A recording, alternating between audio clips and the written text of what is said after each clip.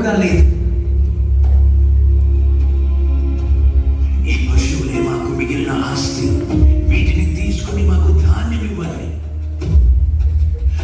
మా పిల్లలు ఆకలితో ఉన్నారు. భయపడకండి, మీ పశువులను ధాన్యగారానికి తీసుకురండి, వాటిని మేము చూసుకుంటాము. మీకు యావలు గోధుమలు ఇవ్వబడతాయి. ప్రతి ప్రాంతానికి ఈ వార్తను తెలియచేయండి. పశువులను తీసుకువచ్చిన వారికి ధాన్యం ఇవ్వబడుతుంది. ఎవ్వరు కూడా ఆకలితో ఉండకూడదు.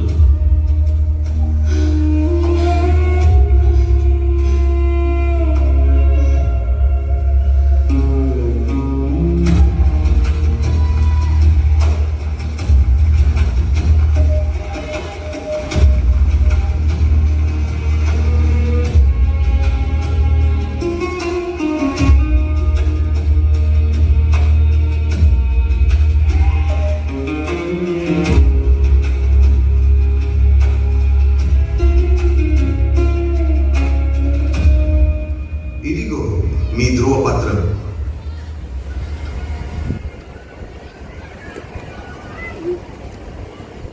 నమోదు పూర్తయింది. ఒక దేశాన్ని సజీవముగా ఉంచడానికి దేశమంతటి పశు సంపద ఒకే సంవత్సరంలో ఫరో చేతికి చేరింది.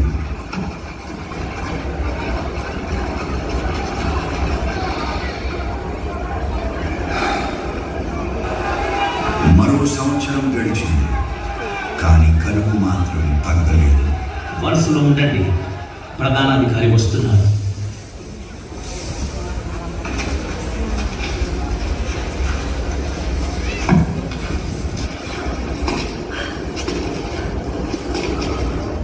ప్రభు, సత్యాన్ని దాచలేవు. మా ధనం అయిపోయింది. మా పశు సంపద అంత మీ ఆధీనంలో ఉంది. మా దేహాలు, మా భూములు తప్ప ఇంకేమి మిగలలేదు. ఆహారానికి బదులుగా మమ్మల్ని, మా భూములను కొనుగోలు చేయండి. మేము ఫరోకు సేవకులమై ఉంటాం. యోసేపు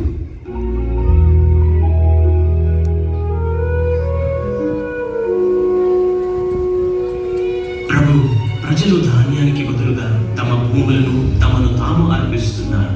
మీ ఆలోచన తెలుసుకోవాలని కోరుతున్నాను. ఐగుప్తు దేశమంతటిలో నీకంటే జ్ఞానవంతుడు మరొకరు లేరు. ఈ దేశాన్ని నీవెన్నడూ నిరాశపరచలేదు. యుక్తమైనది చేయి.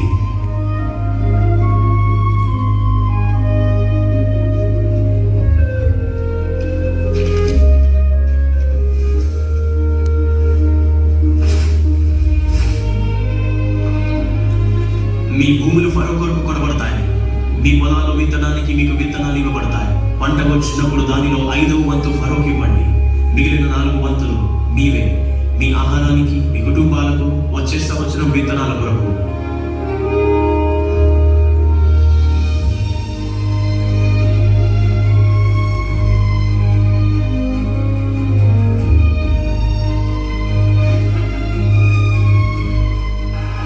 నైలు నది ఐగుప్తు దేశానికి జీవనాడి. దేవుని జ్ఞానంలో నడిపించబడిన ప్రధానాధికారి యోసేపు సమృద్ధి కాలంలో ఆ నీటిని నిల్వ చేశాడు. కరువు దేశాన్ని నాశనం చేసినప్పుడు వాటిని విడుదల చేశాడు.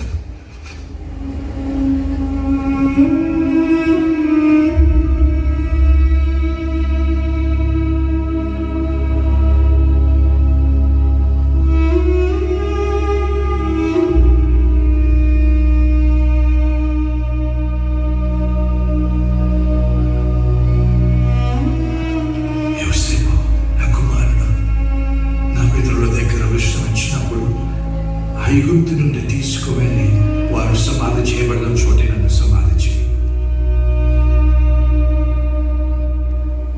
మీరు చెప్పినట్లే చేస్తాను.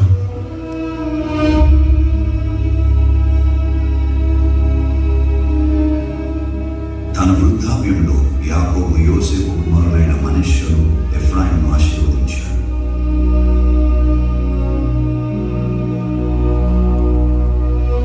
అతని కుడి చేయి చిన్నవాడైన ఎఫ్రాయిముపై, ఎడమ చేయి జ్యేష్ఠుడైన మనష్షపై పెట్టి తన జీవితమంతా తనను నడిపించిన దేవుని నామమున వారిని ఆశీర్వదించాడు.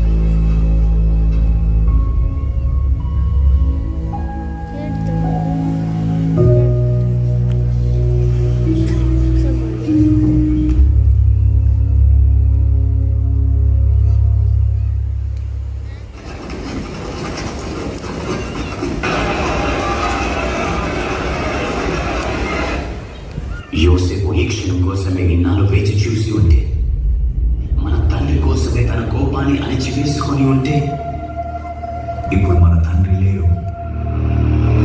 మనల్ని ఎవరు కాపాడుతారు?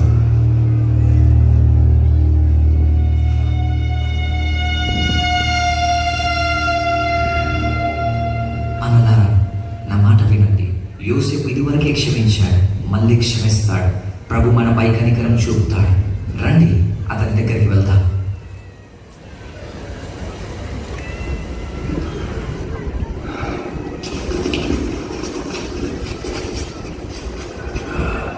రండి నా అన్నలారా. అన్నయ్య, మన తండ్రి ఇక లేరు. మాకు ఇక్కడ ఎవరూ లేరు.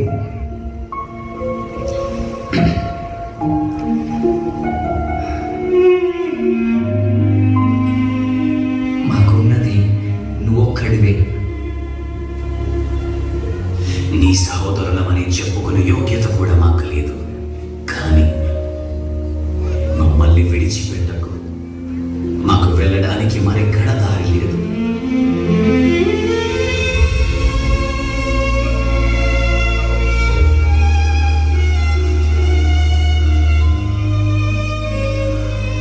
మేము నీ దాసులము.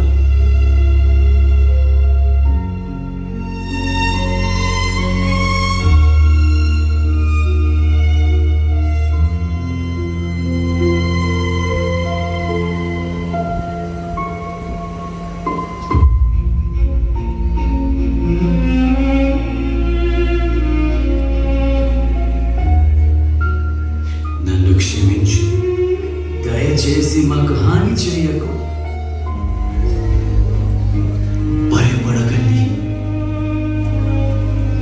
మీ జీవితాంతం నేను మిమ్మల్ని చూసుకుంటాను. ఇక చింతించకండి.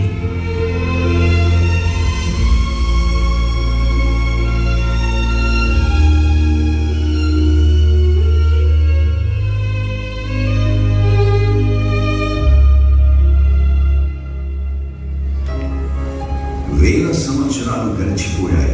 అయినా యోసేపు ఇప్పటికీ మరవబడలేదు. ఐగుప్తుపై అతని ఉన్న అధికారానికి కాదు, అతని ఉన్నత స్థానానికి కాదు, ఒకే ఒక కారణం: అతడు క్షమించాడు. యోసేపును అతని సహోదరుడు 20 వెండి నాణెలకు అమ్మివేశారు. యేసును ఆయన శిష్యులు 30 వెండి నాణెలకు అప్పగించారు. యోసేపు తనను అమ్మిన సహోదరులను క్షమించాడు. కానీ యేసు తనను సిలువ వేసిన శత్రువులను క్షమించి మానవాళి అంతటికీ రక్షణ ఇవ్వడానికి తన ప్రాణాన్ని అర్పించాడు. యెరూషలేము వెలుపల సిలువపై ఉన్న యేసు తనను తిరస్కరించిన లోకం వైపు చూసి ఇలా అన్నాడు: